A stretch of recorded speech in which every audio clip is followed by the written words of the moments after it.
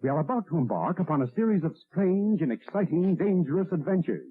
Adventures that will lead us to all parts of the world.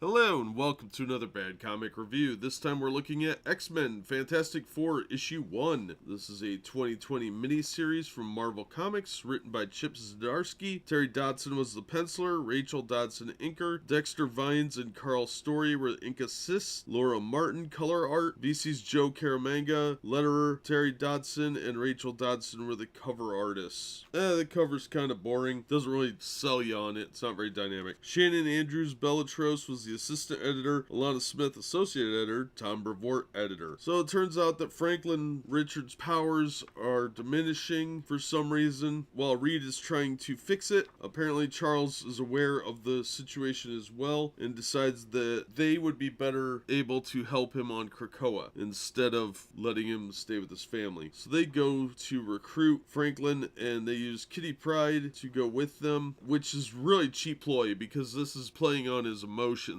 because she visited him at Dr. Doom's castle back in Fantastic Four vs. X-Men back in 1987. That miniseries was actually a classic, but now the X-Men want Franklin for their little ethno-state because they're mutant supremacists, and they want him to join the Pure Bloods, I guess, instead of hanging out with his actual family. So they want to separate the family. That sounds familiar. So they know better than the parents, and they show up to take him away. Well, Sue doesn't want any part of that, and Magneto reminds them that they are better than humans, so he needs to be with his own kind. And things go south from there. They end up in a big fight, which is perfectly understandable since the X-Men are doing some custodial interference, but they have, of course, diplomatic immunity, which means they can commit crime openly, and it doesn't mean anything. Well, I think there's a slight misunderstanding as to the limitations of diplomatic immunity, but whatever. It turns out the X-Men are not above doing serious harm to the Fantastic Four, and since Wolverine's got his claws out, maybe even killing them. But in the end, Franklin and his sister make a rash decision, and things aren't quite exactly what they thought they were going to be, and we end up with a cliffhanger ending, which is actually a pretty good cliffhanger. And they even make it a point that humans are not allowed on Krakoa, so if Franklin goes there, none of his family can ever visit him. He has to come to them, if they allow him to leave. So it looks like Franklin may be getting recruited to the ethno-state of the X-Men on their island, but the issue does a very good job of presenting both sides. Ben brings up the fact that, hey, you're putting all the mutants in one place. Storm says, yeah, but Genosha happened, and Ben said, yeah, so you're gathering everyone for a second Genosha? Overall, evenly handed. Sue reacts like a mother would. Charles comes off as kind of a jerk, but Magneto really comes off as a jerk, because he is all about separating kids from their parents. They make a false equivalency, though, because they point out that some of the kids in the X-Men were there at a young age, but they went there of their own volition. Their parents often didn't want them. Franklin's family wants him to stay with them, and he is a teenager, not able to make rational decisions. Hormones, age, lack of worldliness don't make him a good candidate to make these decisions on his own. But Charles doesn't seem to have a problem making child warriors to begin with, so it's not an issue for him, and he is apparently believing in mutant superiority, just like Magneto, so he has no problem separating the boy from his parents and the rest of his family, including his sister. So yeah, it's a pretty ugly thing that's going on here. This is a messy situation, but it's handled pretty maturely in this issue. Honestly, it's handled better than most of the X books, so I'm hesitant to recommend this because the paper quality is complete trash, and there are a lot of wasted pages early on. There's about 4 of them where they have these big blank spaces with a couple of words. It's really lazy, and it takes up a lot of space. At $5, I don't think it's worth $5. This has been a regular $3.99. I wouldn't have a problem recommending it because the art's pretty decent for the most part, and the story is pretty well done. It's maturely handled, but not for $5. No, there's too much wasted space with these stupid big pages. There's an intro page with pictures of all the mutants, then you've got a title page, and then you've got the credits page, and then there's a couple of pages where they have just nonsense nonsense filler like they do with the X books. So I'll recommend it, but definitely not at cover price. If you can find it for $4 or less, then pick it up, but it's not worth $5. Not with this garbage paper quality and wasted pages. You're really getting a regular issue with a bunch of fluff in there on cheap paper. This is probably the best X book that's out on the market right now. If you're looking for some X-Men and Fantastic Four that are well written, this is it, which makes me infinitely sad. I'm gonna recommend it, but hesitantly and not for cover price. But that's just my opinion. Thank you so much for listening and supporting the channel. If you enjoyed the video, please hit the like button and consider subscribing so you don't miss future reviews. If you want to help the channel in other ways, links to my Streamlabs and Patreon are in the description and on the About page. And as always, we hope to see you on the next one. We are about to embark upon a series of strange and exciting, dangerous adventures. Adventures that will lead us to all parts of the world. Hello and welcome to another Bad Comic Review. This time we're looking at X-Men Fantastic Four Issue 2. I hope you'll excuse the graveliness of my voice. I'm recovering from a cold, and that'll probably happen for a few videos because I'm going to record several at once. So my apologies for that. This book was written by Chip Zdarsky. Terry Dodson was the penciler. Rachel Dodson with Carl Story and Ransom Getty were the inkers. Laura Martin color art. VC's Joe Caramanga letterer. Terry Dodson and Rachel Dodson were the cover artists. Cover's kind of boring. It doesn't really tell you what's happening in the book. It just looks like a posing shot, so I was bored with that. Assistant editor was Shannon Andrews Bellatros. Associate editor Alana Smith. Tom Brevoort was the editor. So if you've been following the X-Men from 2019-2020, you know that they are forming their own nation state on Krakoa. Well, last issue, Franklin and Valeria ran away from home, and they happened to be with Kitty Pryde, and it's pretty obvious, hopefully not spoiling anything for you, but they have fallen into the hands of Dr. Doom. They see it as a little bit of a hostility. Valeria's actually handling it a lot better than the others, but Doom is actually very cordial with them, and he has hosted Kitty Pryde and Franklin before in the X-Men vs. Fantastic Four miniseries. I think that was 1987, so he actually knows a little bit about everybody involved, and he understands Kitty Pryde's powers because he actually helped her one time when she was phasing out. And this time he has an interesting offer for Franklin. Well, Sue and the X-Men don't know where Franklin is. They don't realize that he's run away. The Fantastic Four thinks that maybe he was absconded over to Krakoa because really, would you put it past the X-Men at this point in their little ethno state? And they make it very clear that Valeria is not welcome there over both issues, the last issue and this one. And they don't seem to care that they're a bunch of segregationists who are more than willing to allow one child to run away from his parents and live with them because that's considered his birthright. So it's sort of like this cult mentality, and they have no problem with that. And of course, the Fantastic Four think that the kid's been abducted, and quite frankly, what's not addressed in here is the possibility that Charles put the idea in his head and tricked him into coming to Krakoa, because Xavier in the first issue threatened to alter Reed Richards' mind. So it wouldn't be out of the question to assume that maybe Xavier told Franklin to run away and just basically mind raped him into doing it. And considering the reaction in this book when the Fantastic Four show up at Krakoa, I wouldn't be surprised if Charles would do something like that. Fantastic Four is met with complete hostility on the island because, you know, no filthy humans around. None of the lesser beings, if you will. And once it's established that everybody has a pretty good idea of where the kids are, they're going separately to find them, Doom has his own plan, and it actually is pretty interesting looking, so I'm intrigued to see where this goes. I think the X-Men are definitely supervillains now. I don't know why they would want to sabotage the franchise and turn them into a bunch of ethno-state racists, but hey, everybody can do what they want with their own IPs, I suppose. So I'm not a big fan of the X-Men as it has been lately. If they want to turn them into a bunch of racial segregationists, I suppose they can, but it seems very white nationalist to me, and I didn't expect that from Marvel Comics. But I would recommend this book. It was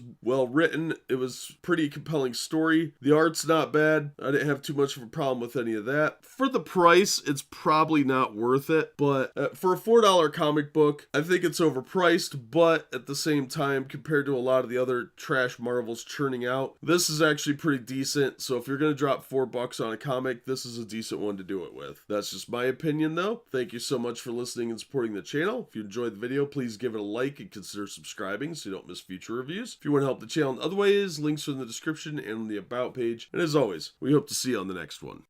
We are about to embark upon a series of strange and exciting, dangerous adventures. Adventures that will lead us to all parts of the world. Hello and welcome to another Bad Comic Review. This time we are looking at X-Men Fantastic Four. This is from the miniseries from Marvel Comics, written by Chip Zdarsky, pencils by Terry Dodson, Rachel Dodson, and Ransom Getty inks. Laura Martin with Andrew Crosley and Peter Pantazzi did the color art. VC's Joe Caramanga letterer. Terry Dodson and Rachel Dodson did the cover. It's okay. It's not too bad. I don't hate it or anything. It's just kind of boring. Martin Biro, assistant editor. Alana Smith, associate editor. Tom Brevoort, editor. The X-Men are chasing the Fantastic Four, and they eventually shoot down the Fantastic Four's vehicle, and they're only saved by Invisible Woman's powers. The island they crashed on is their destination, and it's Doom's Island, which makes it Latverian soil. Now, Charles Xavier said that they were going to capture and bring them back to face a trial for espionage and illegal entry, because the X-Men are villains now. They run an ethno-state. But Dr. Doom shows up and tells them that he is not holding anyone hostage and that he is in fact trying to fix Franklin Richards' abilities, and Franklin really wants the help. So the mutants and the Fantastic Four kind of put their personal differences aside for a moment to find out what's going on, and Beast and Reed Richards get to work on seeing that Doom's work is above board. But the X-Men aren't happy because they feel that the mutants that are on the island are supposed to be on Krakoa. So they decide to basically abscond with them, and they're sneaking around. Wolverine accidentally does a no-no and commits a serious violation against one of the Latverians, and that is, and I'm quoting Dr. Doom here, unconscionable and unjustifiable and unforgivable. So we're left with a really cool cliffhanger ending. Quite honestly, Doom comes off as the only reasonable person in this group. He has to have all these defenses because the X-Men keep trying to get around all his stuff, and they end up going around causing a problem anyway, when he's actually not doing anything overly nefarious as far as we know yet. They think he is, but we don't know that he's actually doing anything too nefarious. They're all upset that Fantastic Four came to their island and nosed around, and now they're doing the exact same thing on someone else's island, because the X-Men have absolutely zero qualms about breaking other people's rules, and Doom points that out quite well in the issue. It's not that they're acting like they're equals, but they are in fact acting like superiors, and there's a level of arrogance there. And Doom even says it's insulting. You are insulting Charles with your pretense of superiority. And he goes on to say that Doom's going to help because he has the power, but it's power that he earned, whereas the X-Men were just born with it. And you do kind of see that in this issue with the way the X-Men are acting. Is very arrogant and very much like they can do whatever they want. And it's partly because they have diplomatic immunity by blackmailing everybody else. It really does point out the hypocrisy of the mutants and their generally sniveling evil ways lately, mostly because of their ethno-state. I have to take Dr. Doom's side on a lot of this. Everybody's just kind of crashing into his stuff all the time. Of course he's going to be annoyed and confrontational, and he's got defenses for that. We'll see how it plays out. I think the whole thing with Franklin is incredibly difficult from a reader perspective because it really comes down to which titles are your favorite, and I don't much care for Fantastic Four, but the X-Men acted like such aggressive villains in their own title and this one that it's kind of hard to take their side. And if anybody, Dr. Doom is the adult in the room, like I said. So I'm intrigued to see how this wraps up. The cliffhanger ending was pretty cool, and I'm excited to read the final issue, but I'm getting real sick of the X-Men, and Marvel's been burning goodwill off of them for decades now and turning them into these ethnocentric bullies. They used to be trying to get along with people, and now they're just acting like they're better than everybody, and it's really annoying. I will recommend this issue, but mostly for the Fantastic Four and Dr. Doom more than the X-Men, because the X-Men really do act like the villains in this. But that's just my opinion. Thank you so much for listening and supporting the channel. If you enjoyed the video, please hit the like button, and don't forget to subscribe so you don't miss future reviews. If you want to help the channel in other ways, links are in the description and on the About page. And as always, we hope to see you on the next one. We are about to embark upon a series of strange and exciting, dangerous adventures. Adventures that will lead us to all parts of the world. Hello and welcome to another Bad Comic Review. This time we're looking at X-Men Fantastic Four Issue 4. This is the final installment of the miniseries from Marvel Comics in 2020, written by Chip Zdarsky, pencils by Terry Dodson, inks by Rachel Dodson and Ranson Getty. Laura Martin was the colorist. BC's Joe Caramagna was the letterer. Terry Dodson and Rachel Dodson did the cover. It's alright. It does give you a little bit of an idea of what you can expect. So due to the mutants' actions last issue, Doom has deployed more mutants in Doom armor and some Doom Sentinels, which are really cool looking. And he's also put up a protective field around himself and Franklin. The mutants, however, see this as a direct threat to their authority because, of course, they are superior. Just ask them. They even call themselves Homo sapiens superior. Doom has learned to manipulate Kitty Pryde's powers, and he uses that very effectively here, and shows a kind of a new aspect to her powers that really don't get talked about quite a bit. And of course, this doesn't go over well with the mutants, because even though Wolverine just murdered a Latvian, the mutants take this as an act of aggression against them. So they go to invade Doom's Island, attack him, and murder one of his subjects, and they feel as if they are being transgressed against. That's some great logic there. So they end up in a big fight, and Franklin does something, that was a little vague. And Charles has decreed that this was an aggression against the mutants, but Doom makes some really good points. They went to his island and attacked him. Franklin went there of his own accord. He did not go out and kidnap Franklin. Franklin came to him. And then the Fantastic Four and the mutants showed up and started causing all kinds of problems. The mutants only had a couple rules, and one was to leave the Latvians alone. Doom does not see a distinction between the humans and the mutants. They're all Latvians to him. So these are his subjects. These are his people. And the X-Men seem to view themselves as superior. So they refuse to accept that. Well, we get a resolution, but then things kind of wrap up in a very disturbing way. Charles and Magneto go to see Reed, and a little bit of a spoiler alert. If you don't want to hear this part, tune out now or jump ahead 30 seconds, 40 seconds, whatever. Really is disturbing that Charles is so blatantly frivolous with his use of his powers that he wipes part of Reed's mind. And he doesn't do this because Reed created something that might actually be of use to them in a way. He did it because he didn't approve of it, and they're holding Reed accountable. Reed did need to be held accountable, but not by Charles Xavier's unilateral action. In a lot of ways, this is blatant mind rape. He goes in and carves out somebody's memories and prevents Reed from recreating an item. And that is disgusting. Charles is flagrantly abusing his powers. And yeah, Doom did have an ulterior motive, granted, but they still went to his island and caused trouble. And the mutants made it into a declaration of war against them when they murdered one of his people. The mutants are acting incredibly superior in all of this. They think they are above humanity. They see themselves as non-human, as superior to it. They even mention that they wear human clothes. So the way the mutants are acting is definitely villainous, very cult-like, very similar to people with a sense of racial superiority. It's very disturbing, and it really is ruining the X-Men for me. I can't get past this. I think they've done permanent damage to the characters in my mind, and I don't see how they're going to undo this. So maybe they want to make them into what are allegories for white nationalists. I think it's supposed to be more of a power trip thing, like the people that once were marginalized are now in charge, but it really doesn't come off that way. It comes off as spiteful and vengeful and very angry. So this miniseries was well written, but I really have grown to hate the X-Men. So if you like